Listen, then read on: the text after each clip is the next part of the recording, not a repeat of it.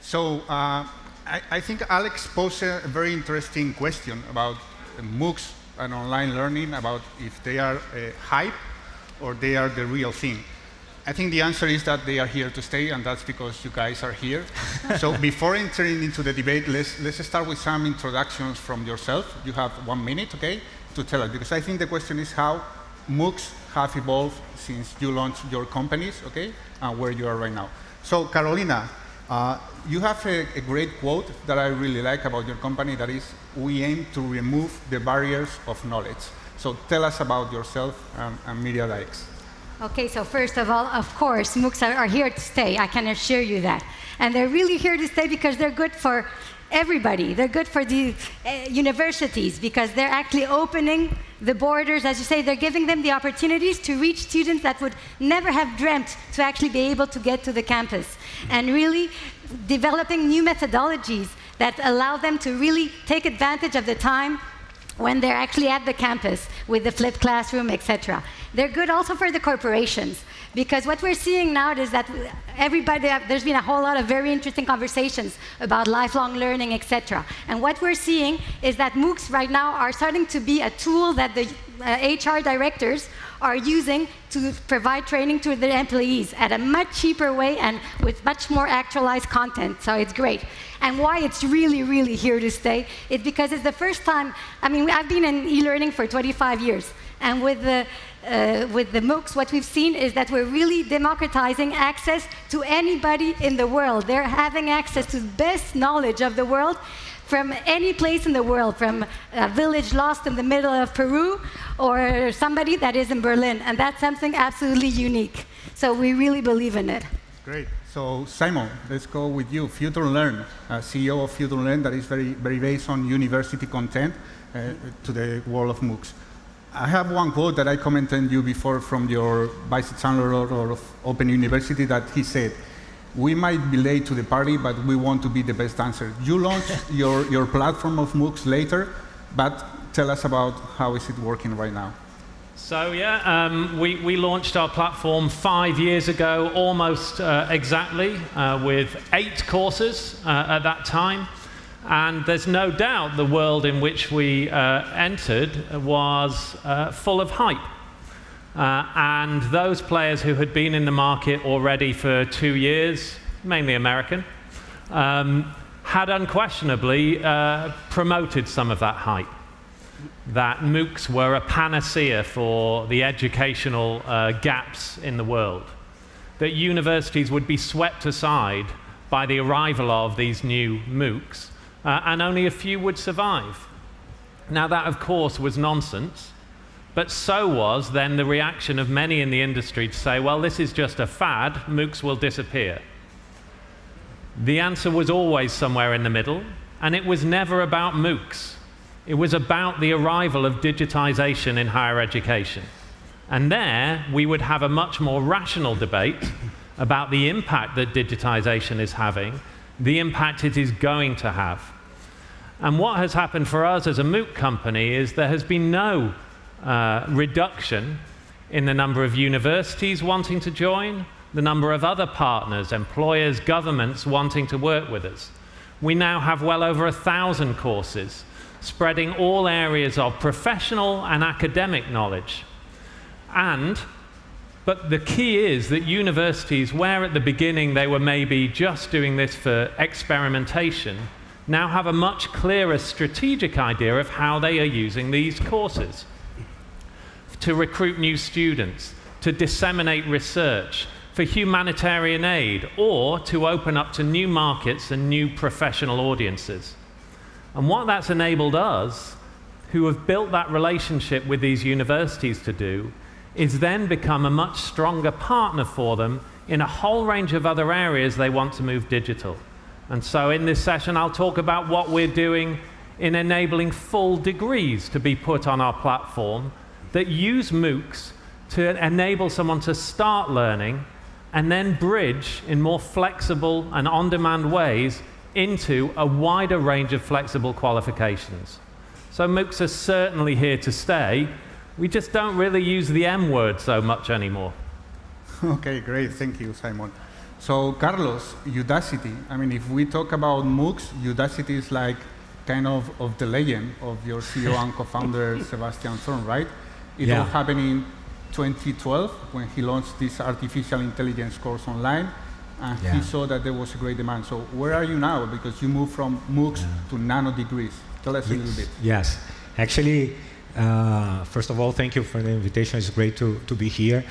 That we were founded by Sebastian, and by that time, when he launched the idea of MOOCs as an experiment within Stanford, he was VP of Innovation at Google. He was responsible for Google self-driving cars, Google Street View, Google Glass, a lot of these great innovation projects at Google. He decided to do this experiment. He sent one email, and after 90 days, he had over 160,000 people all over the world joining his experiment. It was a class on artificial intelligence. And what was great was that 40,000 people completed, and what was even more interesting was the fact that the first 400 students, they were not the profile that Sebastian was expecting. So because of that, he decided to leave Google to start Udacity. And we started as a MOOC platform. So partnering with universities to democratize education. And 2012 was the year of the MOOC, as New York Times declared. It was this great hype, as John described. And in 2013, we saw this shock of reality. Of course, MOOCs couldn't solve all the problems that we have in education. And by the end of that year, by the end of 2013, Sebastian wrote this nice article entitled "MOOCs Are a Lousy Product." It was very controversial. Yeah. But one thing that I really admire Sebastian for, he was very humble and he looked at the reality. And what was the reality at that point? The reality was the maximum 5% of people were graduating, were finishing MOOCs. So if you build a product that 95% of people give up, you're not solving anything.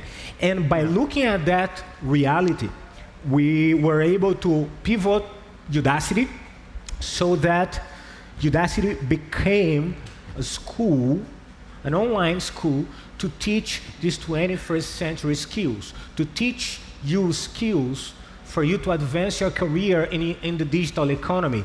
And we did that by evolving the concept of MOOCs to a nano degree. And what's a nano degree? A nano degree, it's a simple course around, on average, 6 months or $1,000, especially designed to teach you one specific skill.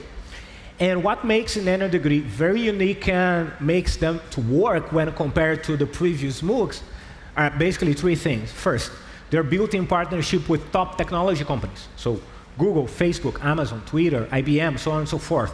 Those companies who are experiencing the pain of shortage of talent, they tell us what a professional needs to know in order to have a successful career in them. And we then create a course in partnership with them to teach the skills. Second thing, we were able to implement project-based learning at scale. What does that mean? Through a nano degree, our students, they have to build projects, on average 4 to 6 projects.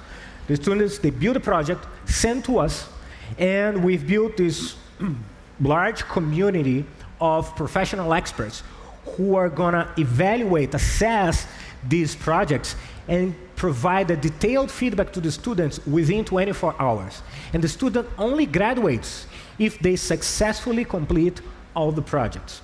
And the third pillar is a partnership with the industry so that the industry can also hire from within our student pool.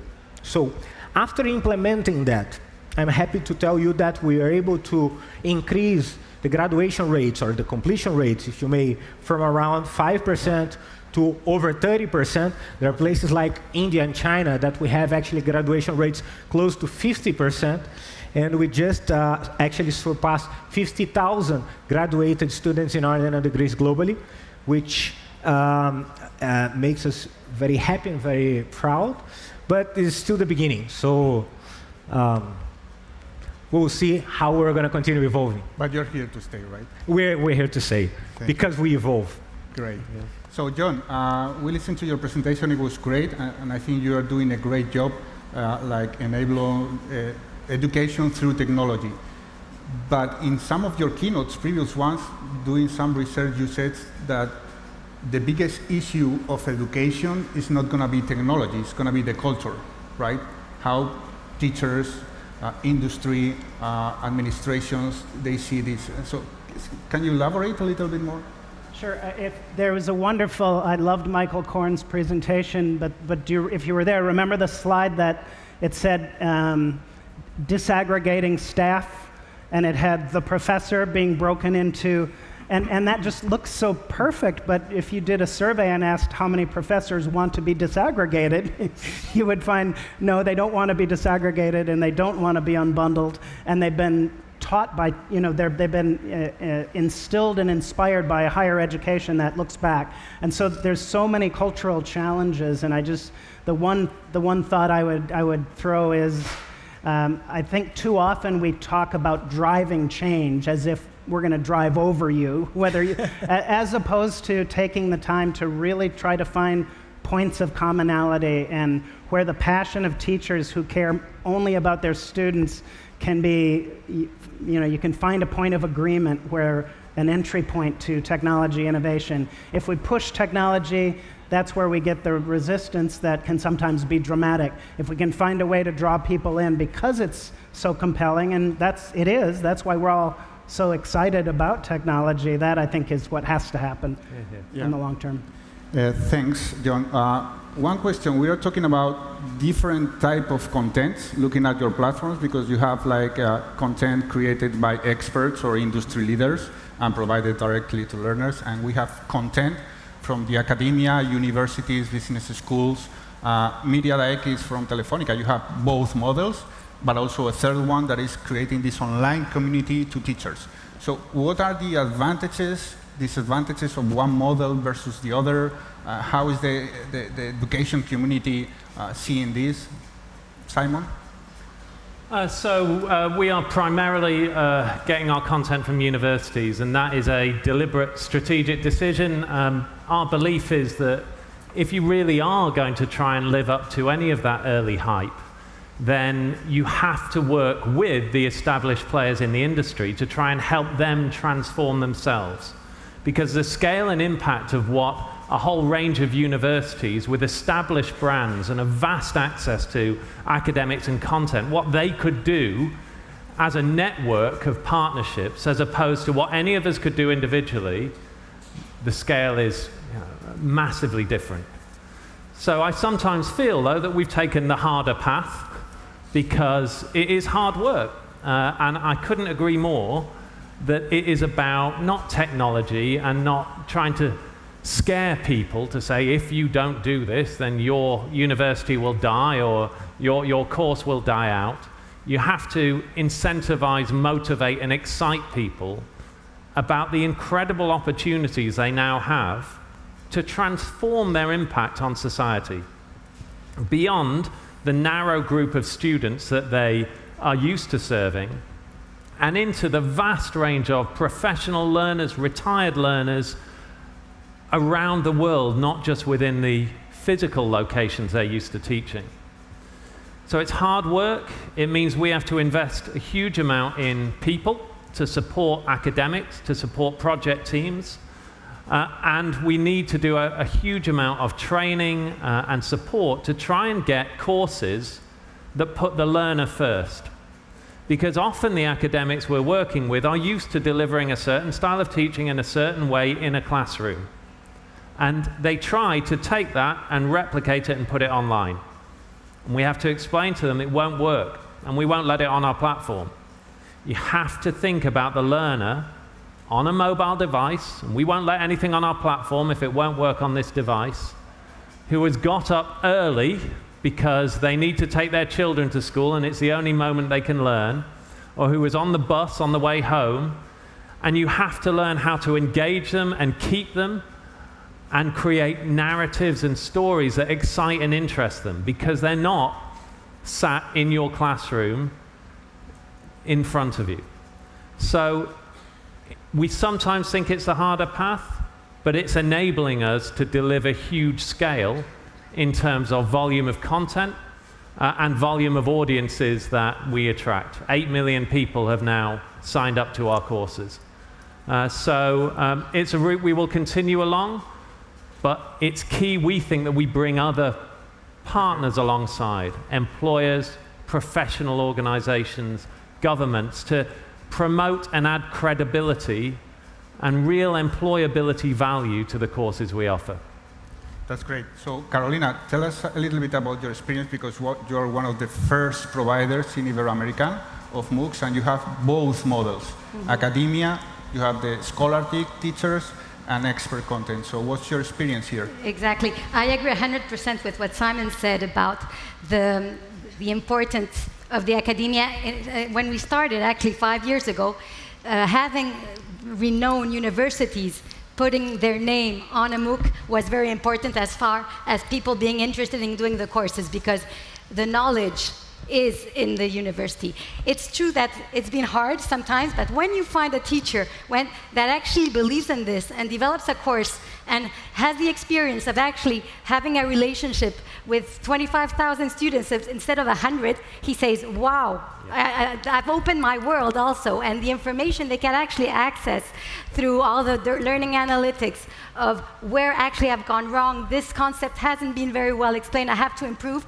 They really are really excited. So we believe in the evangelization of the universities on one side. We want them to move into this digital world and be part of it.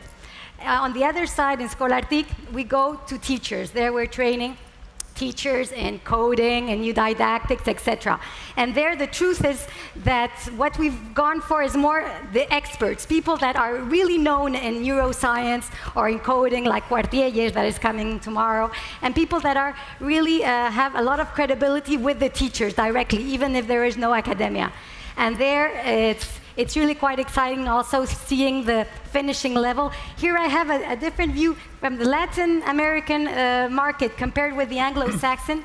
Even in the open free MOOCs, the finishing rate is around 26%. So it's very high. There is lots of interest from our region to actually learn, even if it's not a degree with as much tutoring service as can be a specific degree. And anyway, even I've heard so many times about the problem of the MOOCs was the finishing rate. When you have 50,000 people that has finished a course, even if you have 20% that finishes it, it's still an incredible size, an amount of people that are actually learning online. The people that have been working on e-learning for 25 years, we were used to 200 students, not to 25,000 students in one promotion. So we're talking of things that have completely revolutionized what is digital education. Because at the end it's like open knowledge, right? And I don't know if finishing exactly, the MOOC is it's the not right the metric objective. Exactly. Some people just go access to everything and they want to learn a chunk of knowledge specifically. They don't want to finish a 40 hours course.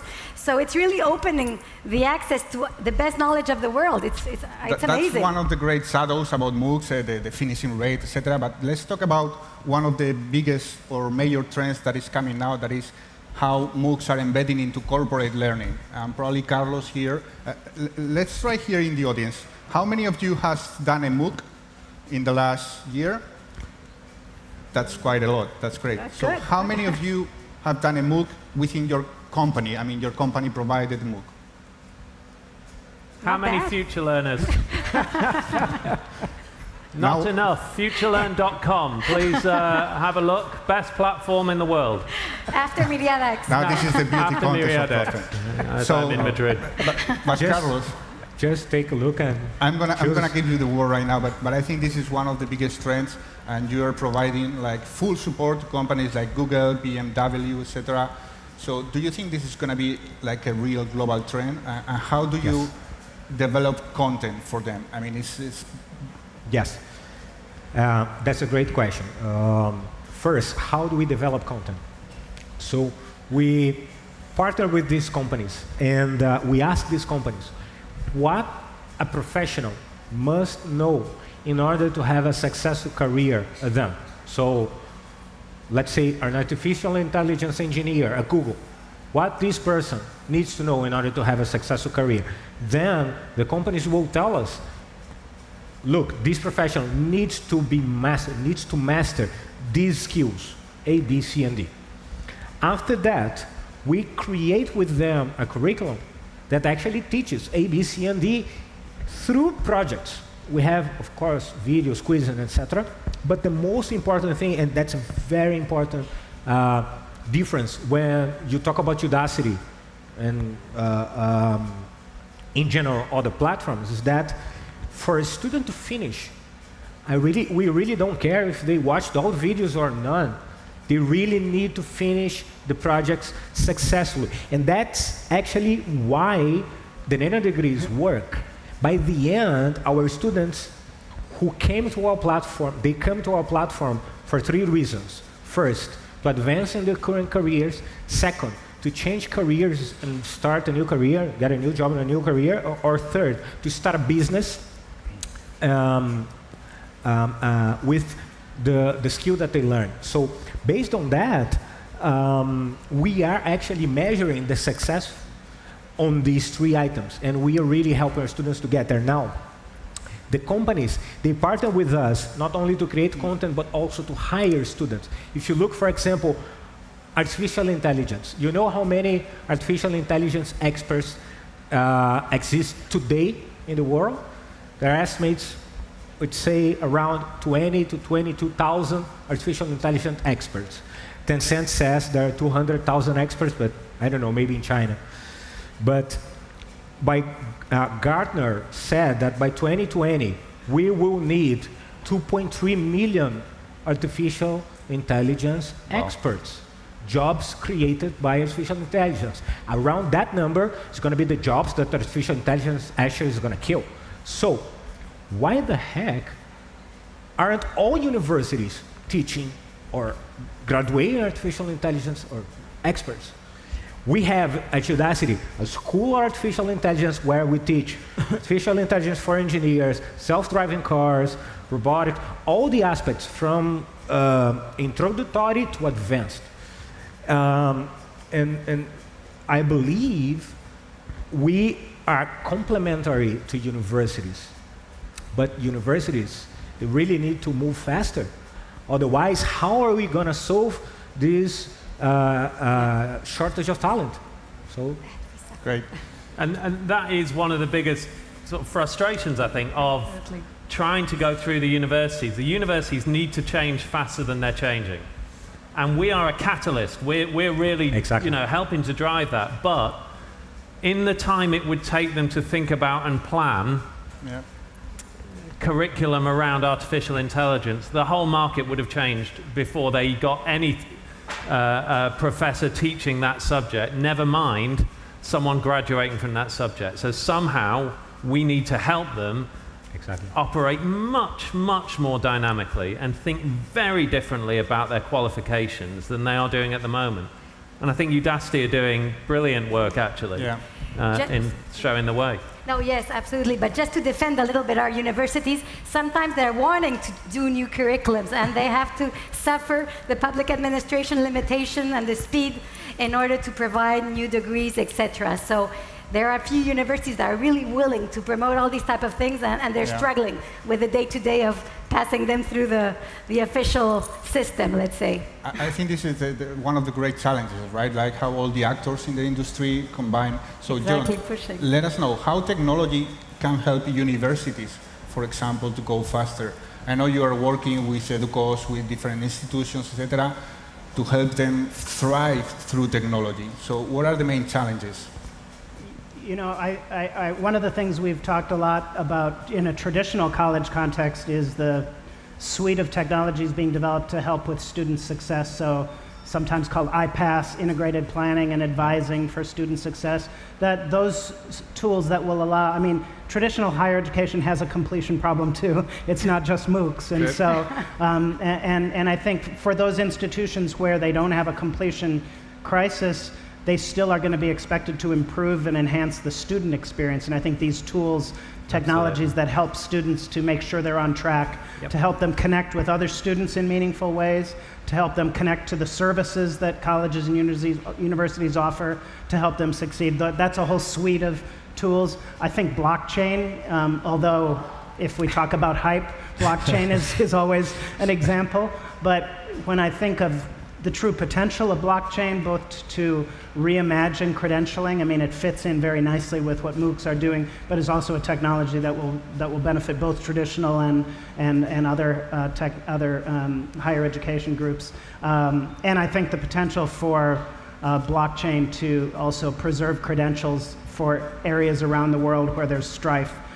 You may hear later that I was talking with a colleague about Syria, where the school they went to was destroyed. So how can they prove that they attended for a year if there's no blockchain? It presents a way to save your credentials. And as you start to explore different ways to even define what education is, blockchain will be there, I hope, I think, who knows? For certification, it's going to be very interesting. Just agree with, just a story as well. I met some people in Dubai, Syrian refugees, and I was talking to them about our model, and we offer everyone who finishes our courses, and we have higher completion rates. 20% of people who start our courses finish them, and we offer a printed certificate as well as a digital certificate. And I said, we're always looking at this, it's a cost, do people want them? And they said to me, you must continue to provide the printed certificate. And they said that when they escaped from Syria, they had very little they could take. They absolutely took their printed educational certificates. Now clearly, we need to move beyond a world where you need a physical piece of paper. But we cannot underestimate the importance of these credentials. I think credentials are great, but whose fault is that? Is the students or is the companies that are recruiting people? I mean, how valid is for a company if, I don't know, someone comes to the company, applies for a job, and he says, I have 6 MOOCs. So what's the value, and Carolina, you have some experience here too, that the company actually gives to someone that is coming with a curriculum with MOOCs? Yeah, well, when I'm talking to the HR directors, the feeling that I have, we've been talking a lot all these days about learnability. Clearly, somebody that has a degree from a nice university, but that can prove that he's evolved and that he's continued learning through a whole lot of different access of platforms, etc., is something that more and more the HR responsibles are looking at very seriously, because they say, even if he's the best engineer, telecom engineer in the world, in 3 years' time, he will need to reinvent himself. And this is, at least he has that ability and that mentality that he is going to be responsible of his learning process. And that's something that is more and more important for the HR directors, I feel. Okay, and talking about HR, I think you, from Udacity, you host an event a couple of weeks ago that I thought, when I saw that, they were like linking their students with companies and recruiters. So the question is, are you going to be the new LinkedIn or? No. I'd say this. Really, when we think about students first, and I love what you said, really putting the student at the center, education is a means to an end. It's a means for students to achieve their career goals. This is how we see it. So based on that, we design our programs so that our students achieve their career goals. Now, building on the credentialing part, I think the credential is very important, but more and more I see the value of the project-based learning or learning by doing.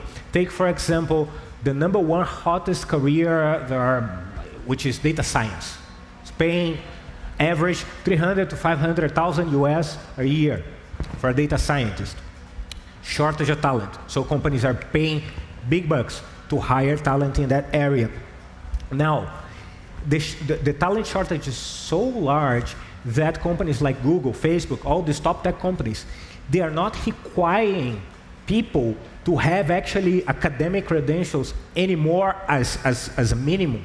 And what we are seeing these companies doing in the selection process, they apply real-world problems for them to solve during the selection process. And one thing that we are seeing over and over, our students playing back to us, is that through the experience of the nano-degree, through the experience of solving projects in the course, and getting real feedback from industry experts, which is the experience that they have, actually, we are getting them ready to the selection process they are going to find in all these top technology companies. So I think that has a huge value.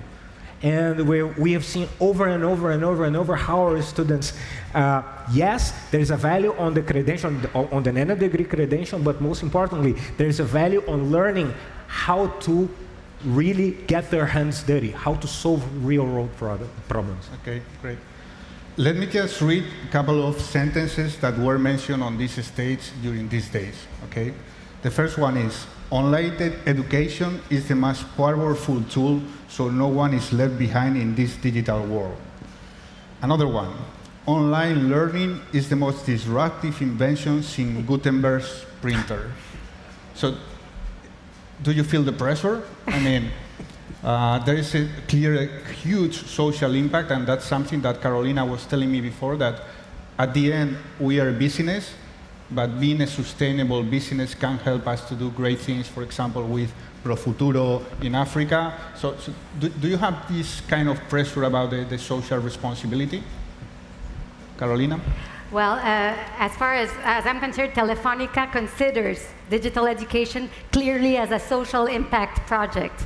So I'm very lucky. I'm able to do projects such as Miriadax and Scholartic, being able to give for free access to incredible knowledge to anybody who speaks Spanish or Portuguese. So that's incredible.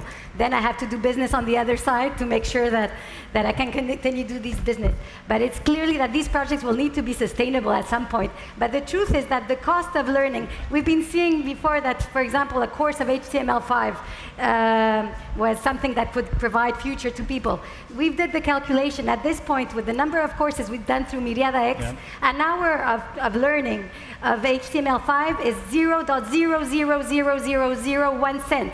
So really, digital education is something that is giving opportunities in a way that we couldn't even dream of very few years. And when we're talking of artificial intelligence, the startup that actually won yesterday, Sense, who is enabling MOOCs actually to have open assessments and really provide different models and different patterns to make it easy and really give good feedback, that is going to make us life even easier. Because when you have 100,000 students, it's clear that it's impossible to have teachers behind it. But if artificial intelligence really is able to help us in that and give good feedback to the students, we're really at the beginning. I mean, as you say, the pushing is hard, but it's going to be quite incredible what we're going to see in 5 years' time. Great. Simon, you were number something. So we are a for-profit company. We're owned by a not-for-profit, the British Open University, but we have always been for-profit since day one. However, what unifies every single one of the people who work for me and myself is a desire to transform access to education for people all over the world. What I try to avoid in my company is having social impact projects and commercial projects. What we have to do is combine the two, and I passionately believe that you can. So our model is to break open the barriers to education, to get thousands, hundreds of thousands, millions of people around the world much greater access to education, much more flexible ways of learning, which brings many more people into the ability to learn, much more affordable because we're bringing scale to the challenge. And by doing so, we will generate very significant revenues for our partners and for our shareholder. So I firmly believe that you can combine both. What I have to sometimes explain to my team, however, is that you can't just focus on pure social impact because someone has to pay. What we try to do is combine all of them. And I see day in, day out stories that come back from medical centers in Bangladesh or in East Africa, where people are using our courses on the ground to train people who would never have had access to these resources before. I hear stories of people who felt that their chance of ever studying at university was gone, and suddenly they have access to this wealth of education. And all of that, I believe, is an unbelievable commercial opportunity, as well as an ability to really deliver global impact and start to return on some of that early hype that there was around MOOCs. Okay, so sorry, we're running out of time, so just to wrap up, great. I'm going to ask you one question, okay? So starting with John, it's going to be the same question for all of you to see how do you answer this. In a single tweet, how do you see online education 5 years from now? Asking an American to tweet is very difficult these days. It's tricky. But I'll try. Predicting the future, read the Horizon report. Okay, great. Carlos?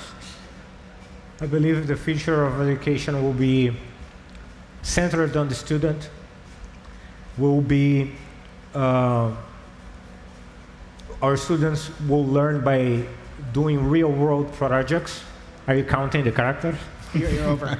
Yeah. And it will be collaborative. So that's interesting. Education technology companies will partner with traditional education institutions for the sake of the student. Thank you. Simon?